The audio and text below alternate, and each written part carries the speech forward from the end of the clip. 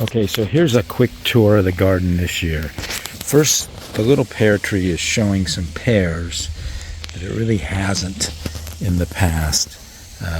I'm really happy about that because this little tree doesn't get enough sunlight. All three of these trees I'm about to show you were planted at the same time. This is the apple tree, the green apple tree, that's mostly good for applesauce type apples, and it's doing pretty well this year. I wish it would produce a little more, so that's something to work at. Alright, so one tree that has really produced super well is this cherry tree, which if you take a look at is just dominating this corner of the yard. And there are so many cherries. I've already picked a couple buckets on it. But there are just so many cherries on this tree, and they are delicious. I wish I was a better baker, and I also wish I was a little more steady on a high ladder, because this cherry tree is probably 80 feet tall. Anyway, the Sambucus nigra, black lace, black elderberry, bloomed a lot. And now I have little elderberries growing where the flowers were. I'm going to have to figure out how to enhance elderberry growth. Certainly I have tall plants now. And certainly I'm getting some berries. Let's hope they grow. Anyway, there was a lot of blossoms like this, and you can see after the blossoms are gone, we get the berries. All right, I obviously have the biggest helenium on the block, well over 6 feet tall, both of them. I intend to harvest the roots for Ellie campaign soon, but I'm just so impressed with my Anula helenium here. The apple tree is doing well. This little red apple is always full of apples.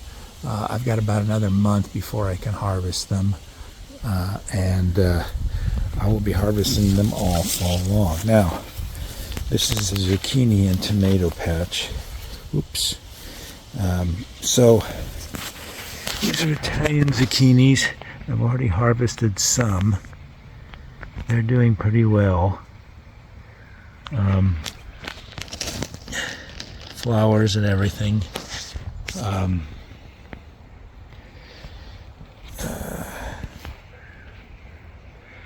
These are the peas. I planted the peas in this enclosure, and I planted 2 rows of them on either side, and planted the beans in between. It's a little crowded, but we get a lot of wind here in Whatcom County, and that wind has blown down all my favas. I still have lots of fava beans, and I'm eating them, and they're delicious, and they're going to grow to the point where they make peas, beans, but you can see the cherry tomatoes that I planted from last year got into my they came up. So anyway, we'll talk about those yellow cherry tomatoes. So there's one more fruitful, possibly with berries, elderberry, and then there's this poor elderberry back here which just doesn't get enough light. All right, so that's that section. Let's come around this way.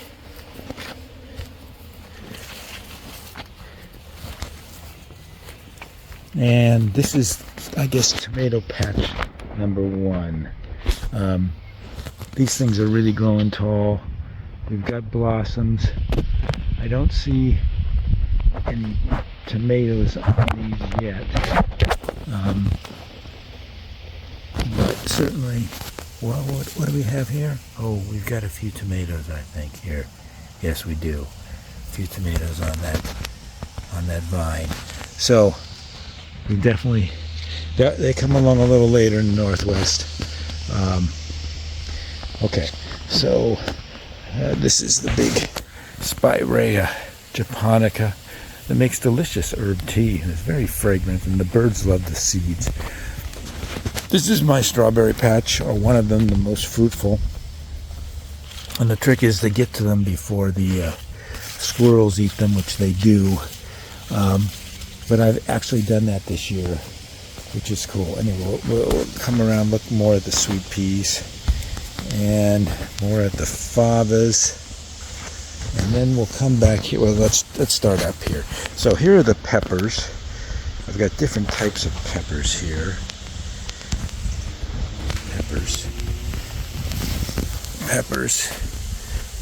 Peppers very close to patty pan. More peppers. And then I think those are cucumbers that just aren't working. This row isn't working so much, but the lettuce, romaine, red and green work good.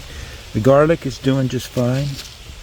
And then this is my second row of tomatoes, and that's kind of my third row of tomatoes, and that's the beets. And that's my second strawberry patch, which hasn't given me that many strawberries. I think the squirrels get to these before I do. But then I've let my chard run wild here. It wintered over, and I'm still eating it, but I think I've got to do something about it.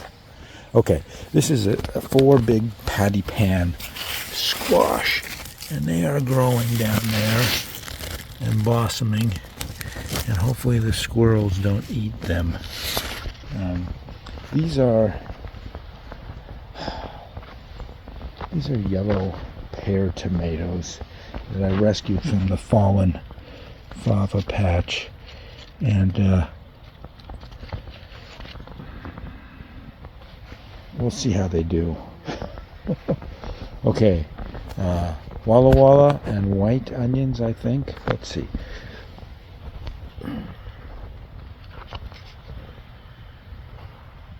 Large yellow keeping onions, and then some Walla Wallas. They're slow growing. And then around the backside of the cucurbits and tomatoes that Savannah Flynn gave me. Somewhere on one of these I've got actual tomatoes coming through. Just don't see them right now. I saw them the other day. Here's this second patch with just tomatoes, mostly from Joe's garden. Let's see if I can find, here we go. Out here, so there's some cherries. Let's see. Come on. Show me some cherry tomatoes. Yeah, there we go. Some cherry tomatoes. All right. So that's the garden. We'll step back here to get a bigger look of the whole thing. All in fava. Slow growing peppers and cucurbits and tomatoes, and then of course over there is the bigger section you saw with really tall growing tomato plants and squash and beans and peas, and there's this apple tree which is gonna just give me hundreds of pounds of apples. Okay, Ryan out.